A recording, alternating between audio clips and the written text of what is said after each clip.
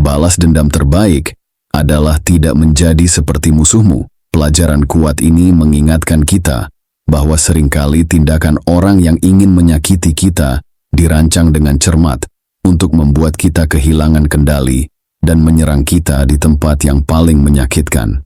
Mereka berharap kita bereaksi secara impulsif, menunjukkan kelemahan, atau merendahkan diri kita ke level mereka. Tetapi bagaimana jika kita memilih jalan yang lebih cerdas? Inilah esensi dari stoikisme. Fokus pada apa yang bisa kita kendalikan, yaitu reaksi dan sikap kita, dan melepaskan apa yang di luar kendali kita.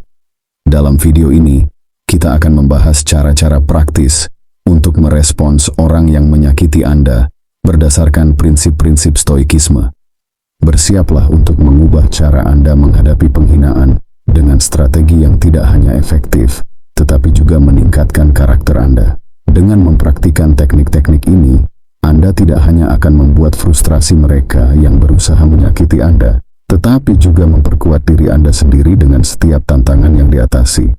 Mari kita mulai.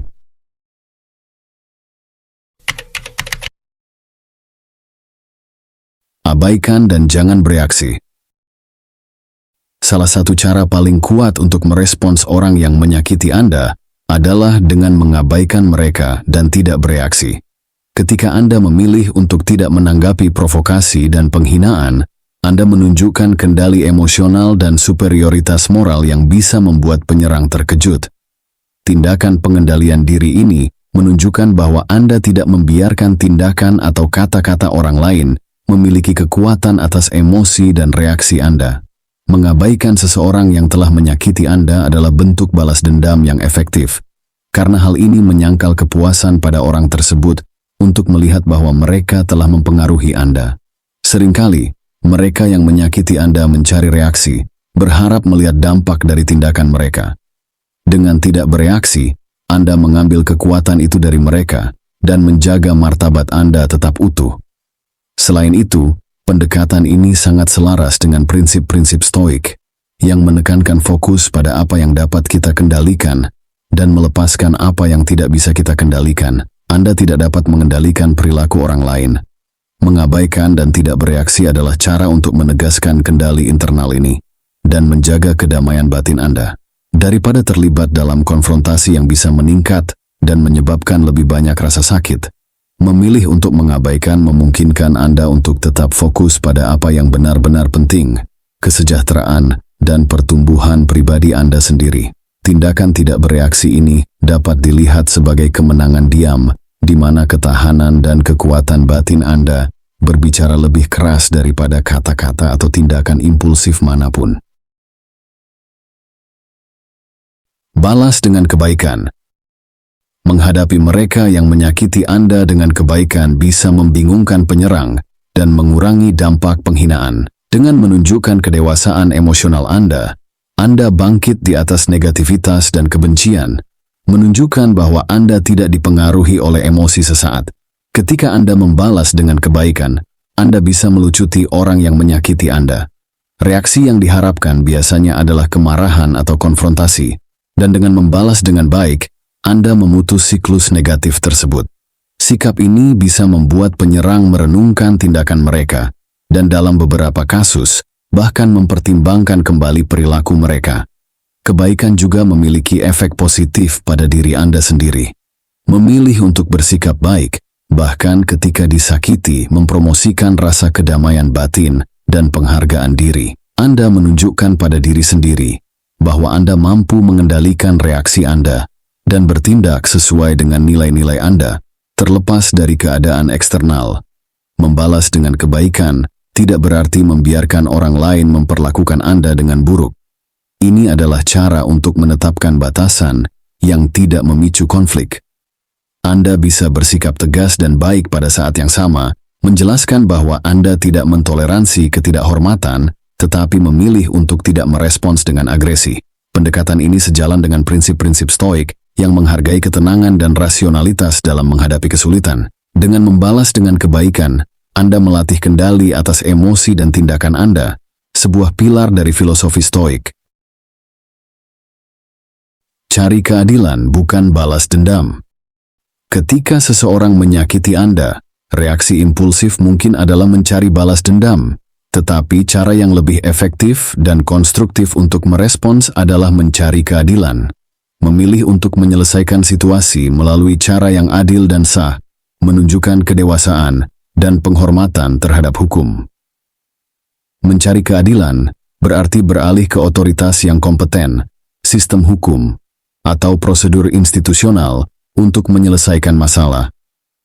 Ini bisa termasuk mengajukan keluhan resmi, mencari mediasi, atau berkonsultasi dengan pengacara, tergantung pada tingkat keparahan pelanggaran. Jalur ini tidak hanya menawarkan resolusi yang tidak memihak, tetapi juga melindungi Anda dari potensi dampak negatif yang mungkin timbul dari balas dendam pribadi. Misalnya, jika Anda menjadi korban fitnah di tempat kerja, daripada menghadapi pelaku secara agresif, pendekatan yang lebih bijaksana adalah mendokumentasikan bukti dan membawa kasus tersebut ke sumber daya manusia, atau bahkan sistem hukum, jika diperlukan. Ini tidak hanya menjaga integritas Anda, tetapi juga dapat menghasilkan konsekuensi yang sesuai bagi pelaku berdasarkan hukum dan kebijakan organisasi. Memilih keadilan daripada balas dendam sejalan dengan prinsip-prinsip Stoik tentang rasionalitas dan pengendalian diri. Stoik mengajarkan bahwa kita harus bertindak sesuai dengan akal dan kebajikan, bukan dipandu oleh emosi destruktif seperti kemarahan atau keinginan untuk balas dendam. Mencari keadilan adalah tindakan disiplin dan kebijaksanaan yang fokus pada penyelesaian masalah dengan cara yang etis dan seimbang. Selain itu, dengan mencari keadilan, Anda mempromosikan lingkungan yang lebih adil dan aman bagi semua orang di sekitar Anda. Ketika individu tahu bahwa perilaku merugikan akan diperlakukan dengan adil dan sah, ada kemungkinan besar bahwa perilaku semacam itu akan dihindari di masa depan. Tetapkan batas yang jelas. Mengomunikasikan batas Anda dengan tegas menunjukkan bahwa Anda tidak mentoleransi ketidakhormatan dan bahwa Anda menghargai kesejahteraan emosional Anda. Menetapkan dan mengekspresikan batasan ini adalah bentuk penghargaan diri dan cara melindungi diri dari perilaku yang merugikan.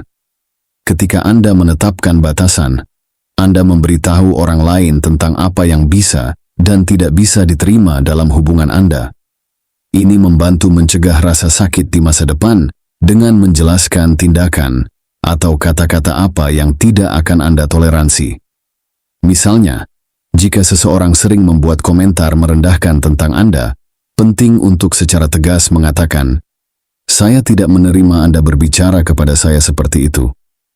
Mengomunikasikan batasan Anda dengan tegas, tetapi penuh hormat, tidak berarti menjadi kasar atau agresif.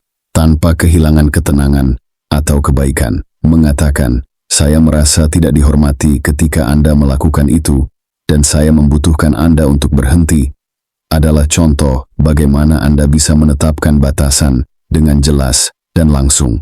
Selain melindungi kesejahteraan Anda, menetapkan batasan yang jelas juga mengajarkan orang untuk menghormati Anda. Seringkali orang menguji batasan kita untuk melihat seberapa jauh mereka bisa melangkah. Dengan konsisten dan tegas dalam menegakkan batasan Anda menunjukkan bahwa Anda serius tentang bagaimana Anda mengharapkan diperlakukan. Perspektif Stoik juga bisa diterapkan di sini. Stoik percaya pada pentingnya menjaga martabat dan ketenangan dalam menghadapi kesulitan. Menetapkan batasan adalah cara untuk menjaga martabat itu karena Anda merawat diri sendiri dan tidak membiarkan orang lain mempengaruhi keadaan emosional Anda secara negatif. Fokus pada solusi, bukan masalah. Cara efektif untuk merespons orang yang menyakiti Anda adalah mengarahkan percakapan ke arah solusi praktis daripada berlama-lama pada pelanggaran. Dengan fokus pada solusi, Anda menghindari spiral negatif dari kebencian dan kemarahan, serta bekerja secara proaktif untuk menyelesaikan situasi secara konstruktif. Ketika seseorang menyakiti Anda, wajar merasa frustrasi dan ingin terus membicarakan pelanggaran tersebut. Namun, terlalu fokus pada masalah bisa memperparah perasaan negatif dan menghalangi kemajuan nyata. Sebaliknya, mencoba memahami akar masalah dan mencari cara untuk menyelesaikannya bisa lebih bermanfaat. Misalnya, jika ada konflik di tempat kerja, daripada terus-menerus mengeluhkan kolega yang menyakiti Anda, cobalah mengadakan pertemuan untuk membicarakan perbedaan dan mencari solusi yang bisa diterima bersama. Pendekatan ini membantu menjaga hubungan profesional dan memastikan bahwa masalah tidak berlarut-larut. Dalam hubungan pribadi, berfokus pada solusi bisa berarti duduk bersama dan membicarakan perasaan Anda dengan jujur dan terbuka. Mencari cara untuk memperbaiki komunikasi dan saling memahami. Perspektif Stoik mendukung pendekatan ini karena Stoik menekankan pentingnya tindakan yang rasional dan konstruktif. Stoik mengajarkan kita untuk mengatasi kesulitan dengan kepala dingin dan fokus pada apa yang bisa kita kendalikan. Dengan fokus pada solusi, Anda mengambil langkah konkret untuk memperbaiki situasi dan meningkatkan kualitas hidup Anda sendiri dan orang-orang di sekitar Anda. Selain itu, pendekatan ini mengembangkan kemampuan problem solving yang lebih baik dan membangun karakter yang lebih resilient. Anda belajar untuk tidak terjebak dalam drama dan negativitas, tetapi untuk melihat ke depan dan bertindak dengan bijaksana. Tingkatkan diri sendiri. Pengalaman negatif bisa menjadi peluang untuk pertumbuhan pribadi dan peningkatan diri. Alih-alih terjebak dalam kebencian atau rasa sakit, gunakan energi tersebut untuk memperbaiki diri Anda. Setiap kali seseorang menyakiti Anda, anggaplah itu sebagai ujian untuk karakter dan ketahanan Anda. Bagaimana Anda merespons situasi sulit bisa menjadi refleksi dari siapa Anda sebagai individu. Misalnya, jika Anda menghadapi kritikan yang tidak adil, daripada merasa terpuruk atau marah, gunakan momen itu untuk mengevaluasi diri Anda secara objektif. Apakah ada kebenaran dalam kritikan tersebut yang bisa membantu Anda menjadi lebih baik? Jika tidak, bagaimana Anda bisa meningkatkan cara Anda menghadapi kritikan tanpa membiarkan itu mempengaruhi rasa harga diri Anda? Dalam konteks profesional, jika Anda dilecehkan atau diperlakukan tidak adil, alih-alih membiarkan hal itu menghancurkan semangat Anda, gunakan itu sebagai motivasi untuk meningkatkan keterampilan Anda, mendapatkan sertifikasi tambahan, atau mencari peluang yang lebih baik. Ini menunjukkan bahwa Anda tidak akan dikalahkan oleh tindakan negatif orang lain, dan bahwa Anda terus berkembang. Perspektif Stoik mendukung peningkatan diri sebagai respons terhadap kesulitan.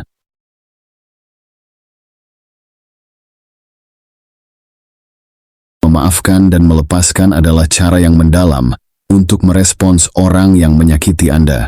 Ini tentang melepaskan beban emosi negatif yang bisa menghancurkan kesejahteraan Anda. Memaafkan bukan berarti melupakan atau membiarkan perilaku buruk. Ini tentang melepaskan kendali yang emosi negatif miliki atas Anda. Pengampunan memungkinkan Anda untuk bergerak maju dengan damai dan fokus pada masa depan.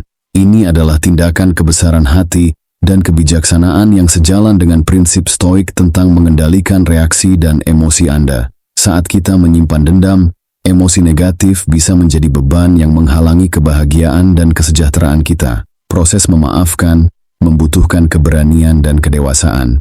Ini mungkin berarti memahami latar belakang orang yang menyakiti kita dan menyadari bahwa setiap orang memiliki kelemahan dan melakukan kesalahan.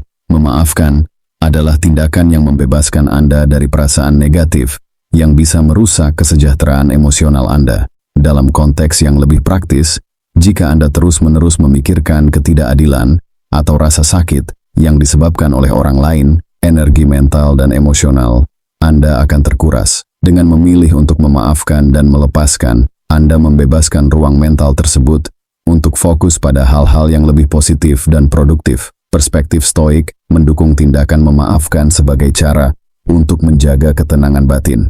Stoik mengajarkan bahwa kita harus berusaha memahami dan mengendalikan emosi kita daripada membiarkan mereka mengendalikan kita. Memaafkan adalah salah satu cara untuk mengendalikan reaksi kita terhadap rasa sakit dan ketidakadilan, serta fokus pada hal-hal yang lebih penting dalam hidup kita. Memaafkan juga tidak berarti bahwa kita membiarkan orang lain terus menyakiti kita. Ini berarti kita belajar dari pengalaman tersebut, menetapkan batasan, dan melindungi diri kita sendiri dengan cara yang lebih bijaksana. Dengan memaafkan, kita menunjukkan bahwa kita lebih besar dari rasa sakit yang kita alami dan bahwa kita memilih untuk tidak membiarkan masa lalu mendikte masa depan kita. Melepaskan beban emosional ini memungkinkan kita untuk maju dengan lebih ringan dan lebih siap untuk menghadapi tantangan baru.